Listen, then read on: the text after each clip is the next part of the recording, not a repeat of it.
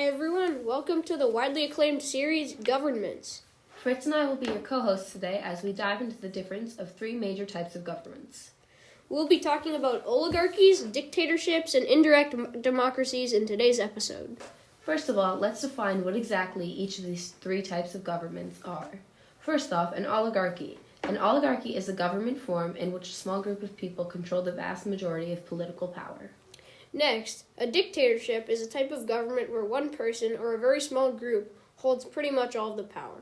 Lastly, an indirect democracy is where people elect representatives to create laws and make decisions with these representatives making up the government. Now that we know the basic idea of each of these governments, let's take a closer look at the different aspects of each and how they compare to each other. The first aspect that we will be looking at is the possible theory behind each type of government. And by theory, we mean either force theory, evolutionary theory, divine right, or social contract.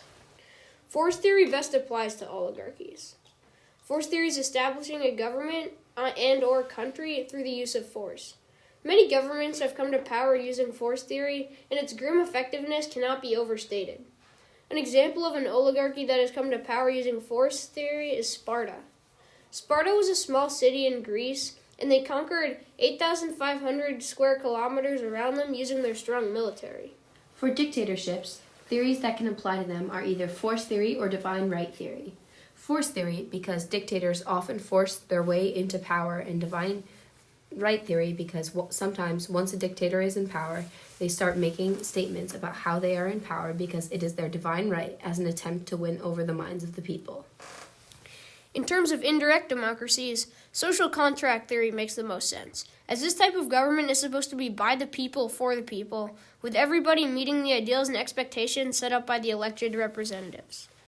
Next, let's move on to comparing the structures of each of these governments. An oligarchy is a form of government where a small number of people control everything. The rulers typically originate from a tiny privileged group and utilize their power of authority to further their own interests or those of their group. As for dictatorships, the dictator tends to control all branches of government, meaning that there are no checks on their power, giving them total control over their country or whatever they're governing. The distribution of power usually falls solely on the dictator, who may be influenced a bit by his or her advisors, but otherwise controls all authority. And for indirect democracies, going off of the United States as an example, there are three branches of government: the legislative, executive, and judicial branches. These three branches balance each other out and make sure that it is difficult for all of the power to fall on one branch. And for distribution of power, some of the power falls on the people who have the power to elect their government officials. The rest falls on the branches of government and their elected officials. Let's discuss some of the smaller and more intricate individual aspects of each government type. Talking about indirect democracy, let's begin with healthcare. There's actually a bit of variation between different indirect democracies on this subject, with the United States not doing much for its citizens in making them purchase health insurance and pay for hospital visits. On the other hand, the United Kingdom has federally provided health care and is more caring about public health in general. Transitioning into education systems of indirect democracies, many of these offer public education that is paid for through taxes. For defense and military, some indirect democracies pour more money into armed forces and military, such as the United States, while others, such as Costa Rica, are some of the cheapest spenders in the world when it comes to military. Now, let's discuss the smaller details of dictatorships.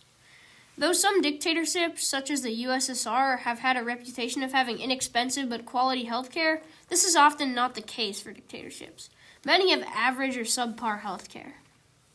As for education, some dictatorships have better education than others. Many of those have good and free education owe it to a leader who is seeking to mold the youngest minds of the nation into loyal supporters, using education as a tool of propaganda. Lastly, dictatorships often have very strong militaries, especially military dictatorships, which is a form of that. The reason for this is that a powerful military is a way to keep order in and outside of an autocratic state or dictatorship. In addition to the fact that many dictators have ambition to conquer other nations and put a strong military to use. An example of healthcare in an oligarchy government is China. China's oligarchy-run government does provide free public health care as a part of the nation's social insurance program. The bulk of the local population, and in most circumstances, foreigners as well, are covered by the basic healthcare system. On the other hand, it will depend on the area in which you live. An oligarch education is a strong, well-rounded education. An example using China again is the Chinese educational system has a 6-year primary school program, 3 years of lower and upper secondary school, and 4 years of a typical university program. Rural schools are more reliant on their own financial resources, while all urban schools are funded by the state. For oligarch military, we use China as an example for the final time. According to the most recent Pentagon China military power report, it has more than 915,000 active duty soldiers than the U.S., which has roughly 486,000 personnel. The Army has also been adding more advanced weapons to its arsenal. Oligarch militaries are powerful, well-supplied, and very large.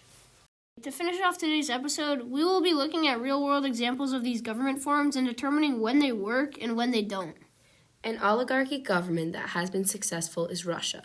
Even though they have a prime minister and president, Russia is essentially run by its government in addition to a collection of oligarchs who gained large amounts of wealth during Russian privatization.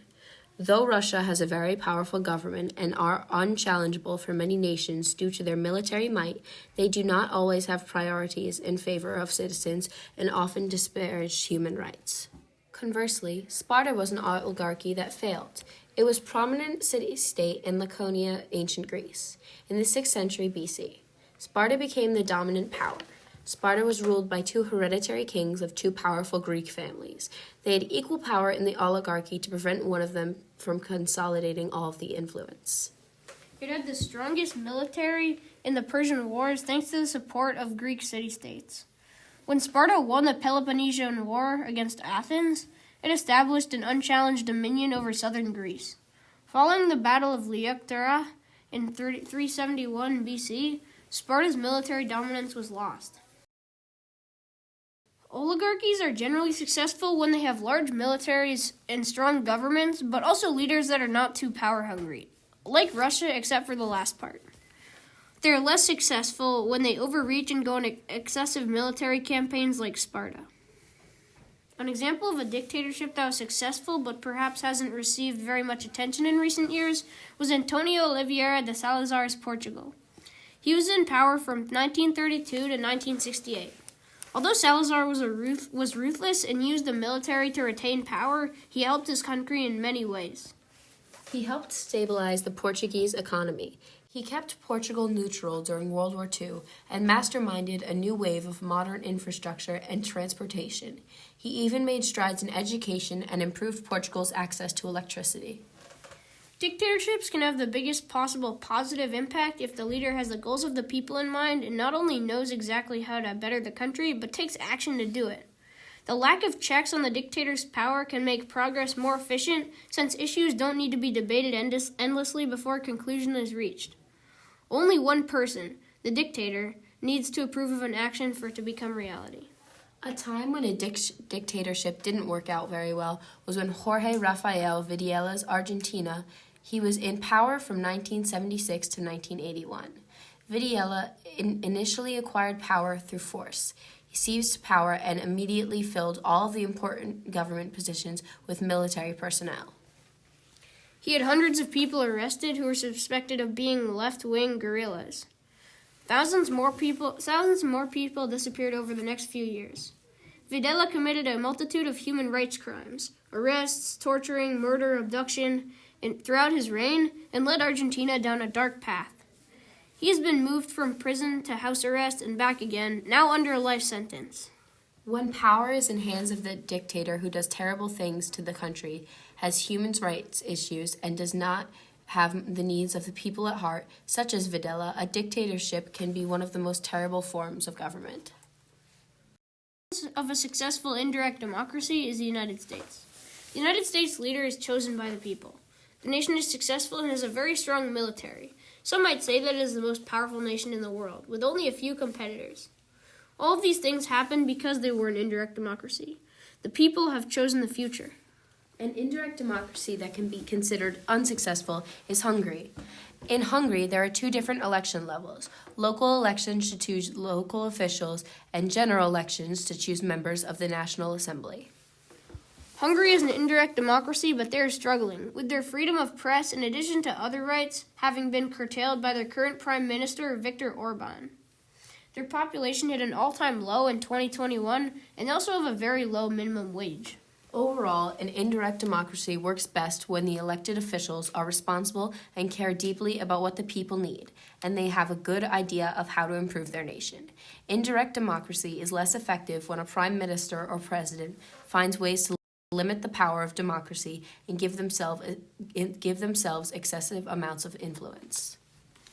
Thank you for listening to the differences between indirect democracy, dictatorship, and oligarchy on today's episode